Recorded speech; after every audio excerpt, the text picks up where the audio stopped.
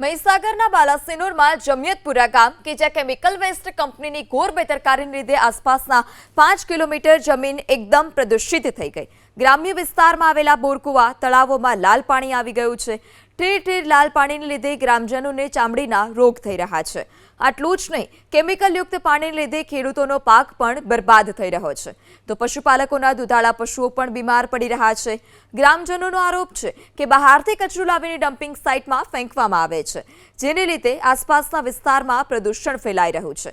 ગ્રામજનોની રજૂઆતને પગલે તાત્કાલિક પ્રાંત અધિકારીએ ડમ્પિંગ સાઇટ બંધ કરવાનો હુકમ તો કર્યો હતો, પરંતુ થોડા સમય બાદ ફરીથી ડમ્પિંગ સાઇટ શરૂ થઈ ગઈ। સ્થાનિક આગેવાન અને કોંગ્રેસે પણ અનેક રજૂઆત કર્યા છતાં કોઈ નિરાકરણ ન આવતા આંદોલનની ચીમકી ઉચ્ચારી છે। તો જીપીસીબીએ પણ સેમ્પલ લીધા, પરંતુ ઘણા દિવસો વીત્યા છતાં જીપીસીબીનો રિપોર્ટ ન આવતા ગ્રામજનોમાં ભારે રોષ છે।